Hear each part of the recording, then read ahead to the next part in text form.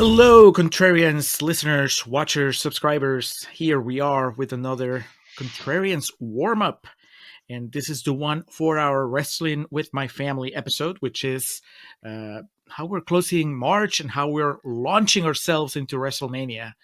The, the latest. WrestleMania 40. There you go. It's like, I don't know the number. Alex knows what's going on. I don't know what's going on. He's a wrestling fan. I am just the friend of the wrestling fan. So, as you may imagine, we experience a movie like Fighting with My Family very differently. I just take it at face value, whereas Alex just picks it apart. It's like, this is true, this is not true, this is bullshit, this is made up. So, expect a lot of that in the episode, and it's fun. This is a fresh movie, so we particularly nitpick it in the first half in Concerns Corner, and then we get real talk. I really failed. I realized this all right before we started recording. I'm not wearing my Paige T-shirt, and I don't have any of my Paige figures to like show off here. We'll just have to take your word and just believe that you have them. I do. I have a rookie figure. I have one of her basics, and then I have there was that Target exclusive Elite from a few years ago that if you're a figure collector and you know some of those chase figures, how satisfying it can be to find those in the wild. I remember finding that somewhere in like the Dallas area. I was like, oh fuck. Is that a Paige Funko Pop? Because that's really now. Oh, I have a Paige Funko Pop too. Really? I was a big Paige fan, man. When she got called up to the main roster, I was a big fan of hers. Okay. As discussed in the episode, one of the greatest working headbutts of all time. I still stand by that. Is there a Paige by way of Florence Pugh figure? No, we didn't get the. We're getting that with the Zac Efron action figure for as Kevin Von Erich, but no, it's the WWE started and it failed real quick. This line of like wrestlers from movies. The one I got, which is hard to find, and it was so fucking awesome. It was Rowdy Piper from They Live. So it's like a WWE figure released, but it's as this movie character. And they had like The Rock as the Scorpion King, who gives a shit, and John Cena from Fast and the Furious, and Andre the Giant as Bigfoot from, I think, the $6 Million Man, which I never, if I had found that, I would have picked it up. But see, my thing is figuring out how to do that with real actors, not just wrestlers that were in movies. Because Florence Pugh is Paige, yes, but more pressingly, Mickey Rourke as the Ram, Oliver Platt as Jimmy King. I mean, there's just a world of opportunity out here that needs to be taken advantage of.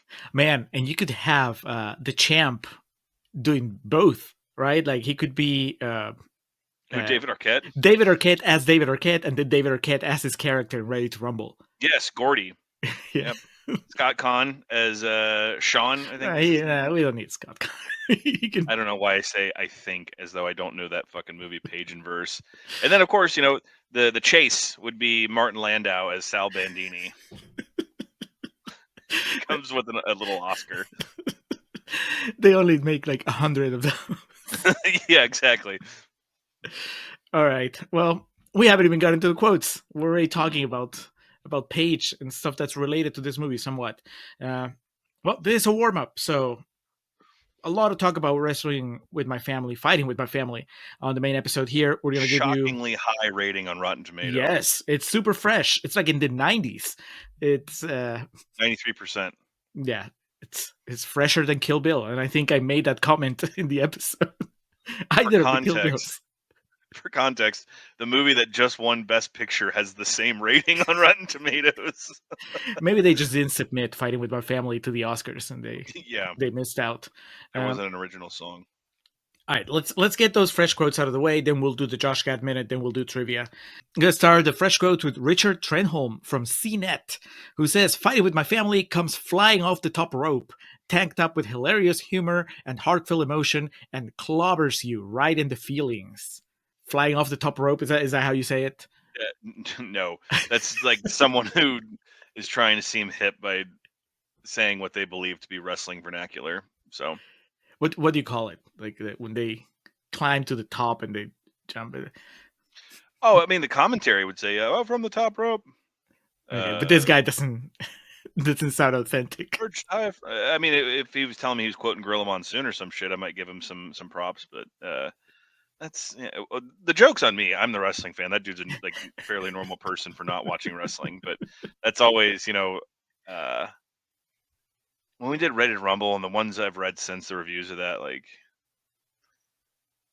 just the words about wrestling that just like the normal folks use and movie reviewers they try to insert into it, like you know pile driving its way into the hearts of thousands or does not lay the smack down.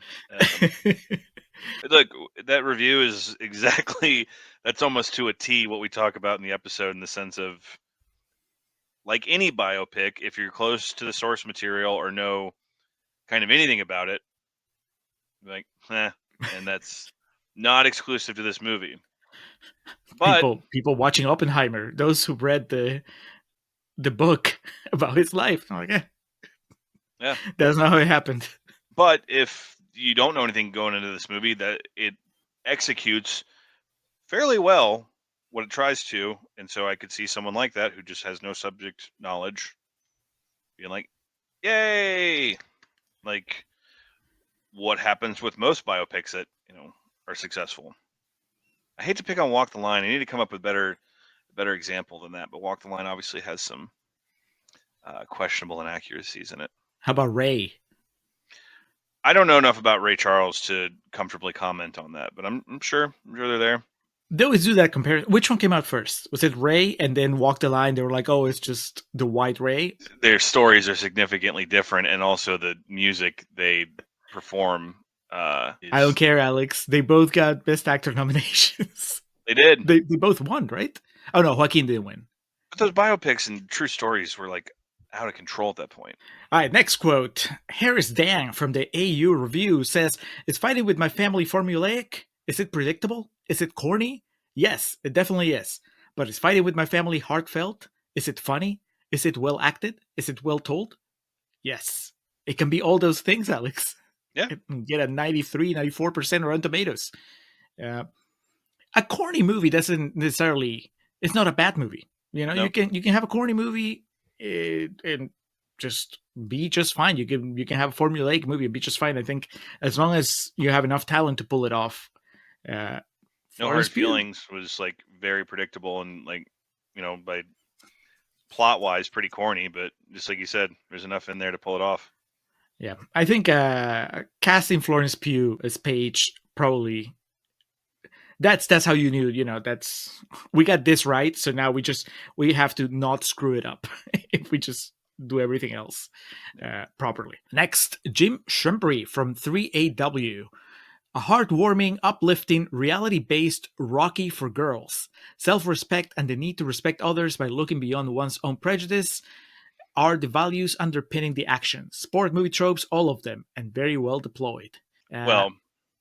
Wrestling's fake bullshit, and Rocky's about boxing, which is real. So, oh man, you took offense to that. No, I, as in the episode, as in all the things we do, I always make sure to joke about that because you haven't brought that up yet. That's like, I'm surprised you haven't found a review that calls out like, despite the fact that wrestling's fake, because there's no one who likes to call out the fact that wrestling's fake more than someone who doesn't watch wrestling. Yeah, that you don't really. There's plenty of obviously like badass females in movies, but the the boxing. Halle Berry had that movie a few years ago where she was an MMA fighter, but what? Yeah, The Call? Huh? The Call It's not The Call. of WWE Studios. No, it was produced by WWE.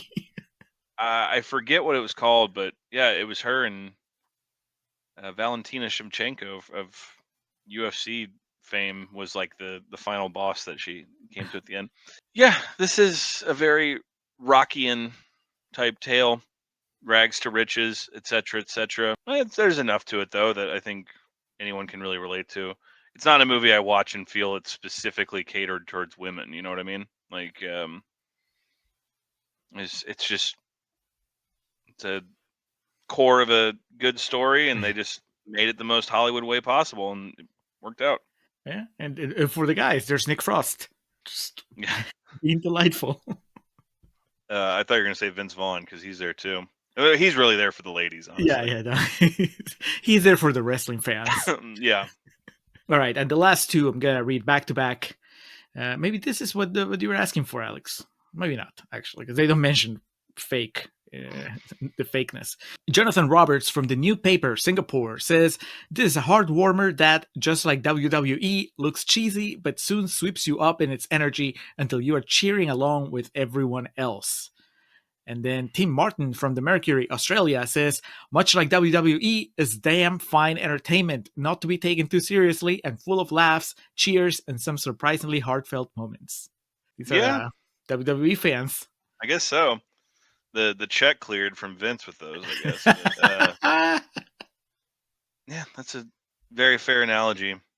I need to make it clear, this is much more well acted than any like angle on WWF television, with extremely few exceptions. But yeah, that's So is this we kind this of this movie is like an elongated advertisement for WWE. Don't get it twisted. It's a story of Paige, but it's also like, look at this WWE, man. Remember Hulk Hogan in the '80s? This is what they're doing now. Look at the production of it. So who made the call to keep Vince McMahon away from this movie? Was that The Rock just saying, "Nope, we keep it clean"? Yeah, I mean, I'm assuming everyone that made this, Stephen Merchant watched No Holds Barred, and he was like, "You keep that man 50 feet away from set at all times." I don't know. I he's got a lot of other things to worry about right now, but I would not be astonished to learn that Vince McMahon doesn't even know this movie exists. All right. Well, Triple Came H out, was in charge of the checks in this one. he came out in 2019. He was too busy still trying to make Roman Reigns a babyface for the fourth unsuccessful year in a row. All right. Well, those were the quotes, Alex. Let's go into the Josh Gad minute before we go into trivia. This is one of those where, in theory, you can put Josh Gad in many places, but then at the same time, there is an image required for the world of wrestling that I don't think Josh Gad has, and so that You'd be surprised. limits. Really? Do you see Josh Gad as a wrestler? And I feel like we've In had this today's conversation climate, before. yes. And today, the way they do, like, with who they allow to get in the business these days, yeah, anyone can. You and me, Hell, Julio. that's not even a backhanded compliment to Josh Gad. That is just a slap in the face. Don't worry, they've lowered their standards so much that you can go in. Yes, Josh Gad is physically way more intimidating than people that wrestle on television every week. Yeah, I mean, put him in a singlet, have him grow a beard out a little bit. You're good to go, man. Well, no, I was saying, like, would you buy him in the Vince Vaughn role? No, he's too young, because Vince Vaughn obviously, he looks worn. I'd buy him as fucking Paige's shithead brother. I don't. He's considerably older than Florence Pugh. Yeah. Okay, then just make him fucking the dad, the patriarch of the. Well, now the he's Knight older than family. Vince Vaughn. Yeah. Yeah, I don't know. There's so many places you could insert him here, and I don't know, like Stephen Merchant, can he replace the Stephen Merchant cameo? yeah, he could do that. He could be one of the heckling fans. He could be, someone that works at one of the shows or whatnot, or just like an extra, like at the training seminars. Be like, no, that's what he could be. He could be one of the fucking jobbers that works the Knights spot shows once a month or whatever. So you wouldn't have him replace like The Miz or Sheamus? No. For continuity's sake, we got to keep them in here. If you want to do something fun, he could be the guard that lets Paige and The Rock into that skybox at WrestleMania 30 which definitely happened. It absolutely happened for real, and that's how she learned she was going to the main roster. Yeah, because just like his age, the way he would fit in anywhere else here, just there's not the right really piece to it. So you'd have to find something fun to do with him. All right, I'll buy it. I just want him in the movie. I think that he's Oh earned yeah, it. that's why I think the most fun we could get out of him is he's one of the guys that works Saraya's parents' show. Like, he's just kind of there. He gets a line or two, and he's wearing a wrestling singlet, and he could maybe replace the guy that's supposed to be Big Daddy, who we see him take a trash can lid to the head and then The bowling ball to the crotch. Yeah. All right, there you go. There you go. I worked a show one time, merchandise, where one of the big spots for the main event was that this guy was gonna take the bowling ball like to the nuts, and he clearly was like freaking out about it, and so this veteran like had to get in the ring and show him how to properly like do it. And I remember just watching it, kind of just giggling to myself. I've been fortunate as a fan to see some people like put matches together and shit, but this particular guy, he was getting really annoyed at the other dude. He's like, "It's not hard. Here, watch. Comes at you. You squeeze your thighs together before it hits you in the crotch, and then you go, oh!" Like it. It was. Okay, so there's no contact, or there is just not strong contact. Like you stop the ball, I guess, before it hits you. Ideally, yeah. Like you basically like you're split-legged, and then ideally the way it would work is if it's getting rolled, you kind of clench your thighs in to catch it right before it hits your twig and berries or what have you. But dude, if you miss it, then that's it. You're done. That's the point of wrestling, dude. That's for being choreographed fake bullshit. Like that is like that's the danger of it. You might get just hit in the nuts with bowling ball. I've seen like an old deathmatch tournament, a guy tried to do that spot and hit, and it popped up and went right into his mouth and busted his teeth out. So like it's okay. That's so. Are they insured? Can they at least? No, that's. I mean, if you work for AEW, you are. Well, now we're getting in a completely different discussion. But AEW wrestlers are provided health insurance, which I cannot comprehend the amount of money that Tony Khan has to spend to insure professional wrestlers. That very famously, and then I swear to God, we'll move on to something else. Cole Cabana had the story. Cole Cabana, CM Punk's former best friend. Right. He, for years, when he was an independent wrestler, even at a pretty high level, had health insurance, and every year when he submitted it, he said he was a substitute teacher. And then when Ring of Honor got on television, he told the story of going to renew his insurance, and he saw his insurance agent, and he's like, "I saw you on TV the other night." And so, I'd pay a lot more for insurance. I've seen that movie. It's called Warrior. Yeah. But no, WWE wrestlers are not insured. Because they are independent contractors is what they would tell you, which is a ton of bullshit, because you can't be an independent contractor and not be allowed to go work somewhere else, which is exactly what. And bringing it back to Paige, I think there was a lot of acrimony, and and a lot of disagreement and resentment at the way things ended, because they would not clear her to wrestle.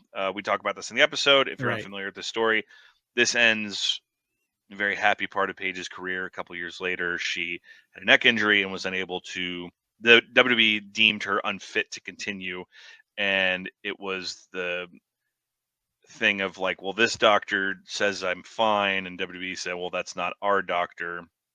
Even though you're an independent contractor, we don't give you insurance, so this shit shouldn't matter. She eventually came to an end with the WWE, and she now wrestles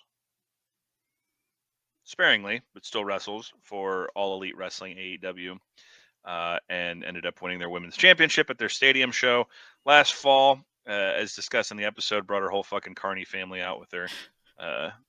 And now nepotism works, baby, because she finally got her brother a job in wrestling, as he's her bodyguard in AEW. But that's so there is a happy ending after the happy ending. That's what Alex. Yeah. If you ignore a lot of the very problematic things about Paige and her husband and social media activity.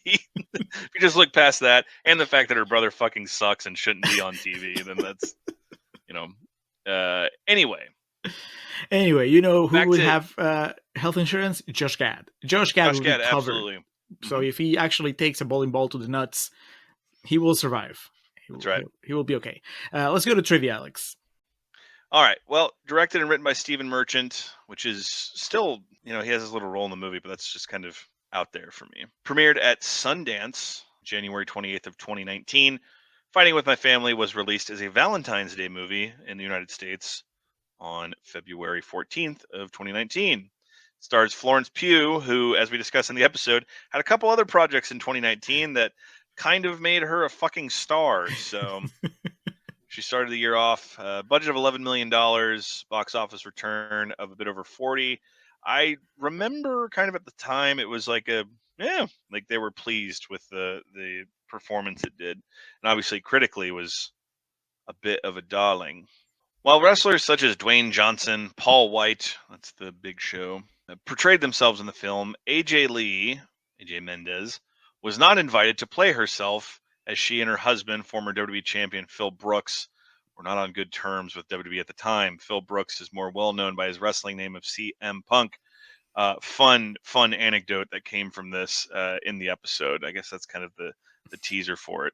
The character of Jerry Lynn was somewhat fictional, but it's believed that Dwayne Johnson may have ribbed real-life wrestling legend Jerry Lynn, who playfully responded to The Rock on Twitter by asking, "Who is behind this rib?"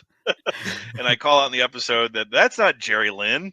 I don't know if The Rock knows who Jerry Lynn is, but that is funny. While Hutch is a fictional character, he is mentioned by Dwayne Johnson for having fallen 30 feet off a steel cage just to make Johnson look good. This may be a reference to wrestler Mick Foley, who is famous for performing such stunts in the ring. But Mick Foley was never, he was actually a well-known wrestler, right? Like, the idea is Vince Vaughn never made it. He was just a guy that made everybody else look good. In the episode, I try to composite who I think Vince Vaughn is supposed to be in this. Saraya says she named her in-ring self Paige because it's the name of her favorite character from a show she likes. The show she is referencing is Charmed, in which the character named Paige is played by Rose McGowan. You watch much Charmed, Julio? Not much. I'm familiar with it. Less familiar with the Rose McGowan years, because she replaced what's the name of the 90210 actress from Mallrats? Is it Molly Shannon? No, Molly Shannon is somebody else. Something Shannon. You know who I'm talking about, right? Like Shannon Doherty? Shannon Doherty. There you go. Okay. I was in the periphery. So it was her, Alyssa Milano, and somebody else. Mm-hmm. And then at some point, Shannon Doherty left the show, and they brought Rose McGowan in. So that's like second generation Charmed. I wonder how Paige feels. How I was gonna say Zendaya, Saraya. How Saraya feels about the original trio in Charmed. Still, I mean, it's cute. It's just kind of, it ties it together because Rose McGowan was in a wrestling movie called Ready to Rumble. She played Sasha. Yeah, I guess she was the nitroest of the Nitro girls. The real life Zack Zodiac, while still angry at being rejected by WWE, took the rejection more gracefully than what the movie version of Zack depicts. The real Zack basically just shrugged his shoulders and started a tag team with his older brother Roy. This is not entirely true. As I talk about in the episode, he did a lot of complaining publicly about it and said that people were holding him back. I mean, he comes across as maybe the most sympathetic character in the movie, so he shouldn't complain. Yeah. Julio, one of my favorite things in going through the IMDb trivia section of this movie is how many, I think there's 3 or 4 entries in it about people clarifying that AJ Lee actually never wore ring gear like is depicted in this movie, which of course, was the first thing I called out as well. But yeah, I really have no personal anecdotes about Paige that aren't covered in the episode. I was there in New Orleans for the debut match, and also I was there for her retirement speech in the same building where she debuted. And I've seen her wrestle since in AEW. I was supposed to meet her at a meet and greet in Toronto in 2019. during like a transitional period where WWE didn't really know what to do with her. I don't know if she asked to do this or how it came about, but she ended up managing like my favorite tag team, the Kabuki Warriors, which is comprised of Asuka and Kairi Sane, and she was like their mouthpiece because they're both Japanese, and um, I just remember going to it and showing up there, and they're like, Paige isn't going to be here, and that was during a bit of a bout of unpredictable behavior from her. At least that's the way it was portrayed publicly. I don't really know what was going on. I just remember it was like, oh, okay, that's fine. I just actually wanted to see Kyrie and Asuka, so this works for me. Um, but some people were really bummed. I remember like in line, like when the announcement was made or whatever, and she had a very passionate fan base, and she still may. I'm a bit disconnected from AEW and what their fan base is like, and like I said, and I go into the episode a little bit. She's had a bit of a self-imposed fall from grace just with her way of handling criticism, and also, like I said, her uh, relationship status and the gentleman she's paired with is a bit of a problematic fellow. So it's but I remember watching this and like reflecting on my memories is like she really did have a really really passionate fan base there for a little bit, and who knows, she still may. It's an interesting thing that this movie exists, and as I quote in the episode, and I will do so again, my friend Joe Holbert said, Paige having a biopic is aged hilariously. But with that said, Fighting with My Family is a fine hour and 45 minutes. It's not, it ain't Rocky, but it also isn't Hancock. It's, we're. Well, uh, as we said in the episode, even if Paige may be at a very controversial, divisive spot in her life right now, she has not Gina Carano herself. She has not. So, yes. So there's still hope. Right. Yeah. All right. So, Fighting with My Family. It's right there on the main feed. You guys can listen to us nitpick it and then talk about it a little more frankly. And Alex has lots of wisdom to impart to someone like me who just watched the movie and thought that it was all true. So that's exactly how things happen. I thought that was The Rock. That The Rock is that friendly to everybody. Yes, Julio thought that these kids coming in for tryouts can just approach The Rock and ask for advice before their match.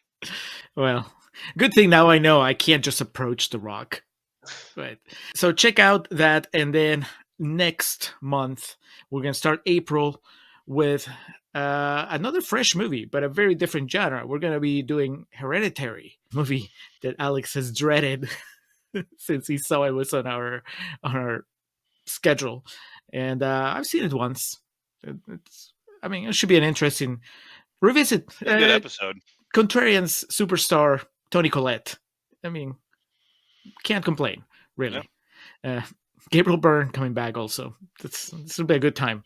So watch Fighting with My Family, listen to the episode, watch Hereditary, get ready for our next episode. Thank you for watching, thank you for listening, and we'll talk to you again soon.